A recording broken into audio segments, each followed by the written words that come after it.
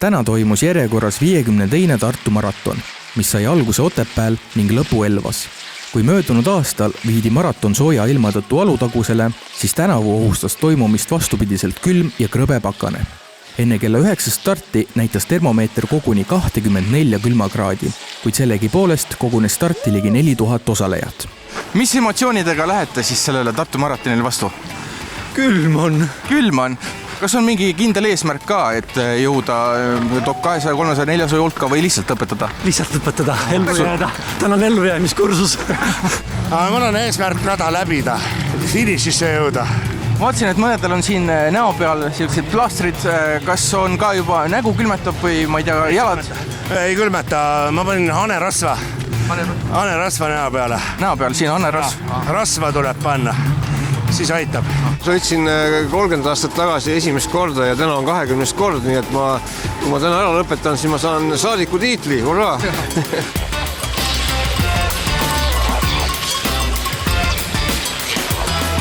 Me oleme siin Kuutse teeninduspunktis, mis tähistab siis umbkaudu Tartu maratoni pooltdistantsi ja kohe jõuavad siia esimesed osalejad.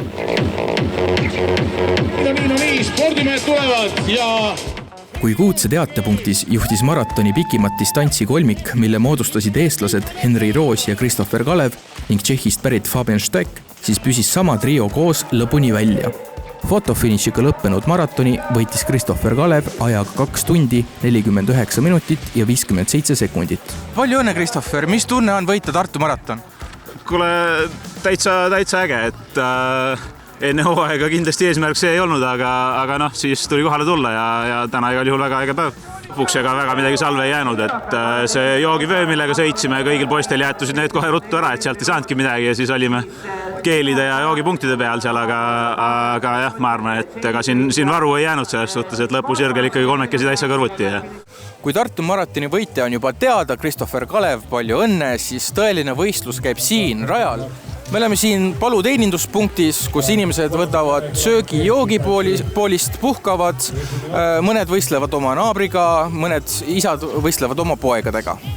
Isa registreeris ja kutsus sõbra tasuta kaasa. Ta on 10. korda ja ta on seal eespool must natukene. Ma kohe jõuan talle järgi. Ühiselt lähete lõpuni välja? Ei, iga üks enda eest. No, будет 86 лет. Самый старый участник. Kui palju teil neid sõidukilomeetreid enne maratoni kokku sai? Ma arvan kusagil 100 ringis, mitte rohkem. Aga rada on minu meelest väga hea ja kõik on päris hästi.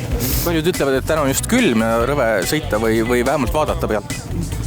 Ma tean, ma natuke harjutasin enne külma käes sõitmist, nii et väga hirmus ei olnud. Kas rajal juhtus midagi sellist ka, mis jääb igaveseks meelde? Ja oli küll, 10 kilomeetrit pärast algust tehti inimesele elustamist, jääb küll meelde ja kõik võtsid kohe kiirust maha. Ettevalmistus on päris pikk olnud, aga kolmapäeval jäin mingisse nohugrippi ja nii kui ikka tippsportlastel, et gripp murrab maha, siis ei tule seda tulemust, ei tule kuidagi. Täna on nagu nõrk olla. Vaatan, habe on täiesti ärmas, kuidas tunne on? Külm on ja soe on ja siis libiseb ja ei libise kõik korraga. Kas oli rajal mingid sellised hetki ka, mis olid, ma ei tea, juhtus midagi? No üks suusakepp oli jäänud vedelema ja siis ma suutsin täpselt sinna silmusesse sõita, nii et viskasin korra pikali kolme sisse. Aga tegelikult on juba rahvast läbi läinud ja kõik on rõõmsad ja toredad ja positiivsed. Toidujoogivaru otsa ei saa?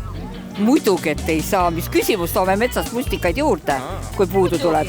Täna pakume siis kurki, rosinaid, banaani, leiba ja korsante. Natuke saia ka.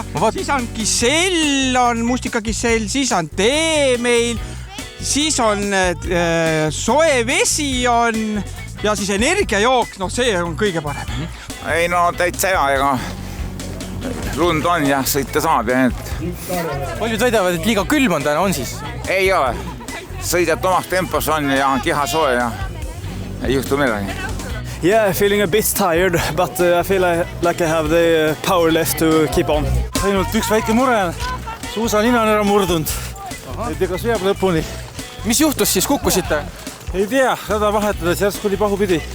Tunne on väga hea, kahju, et hakkab varsti läbi saama, väga mõnus on. Tõesti väga mõnus on.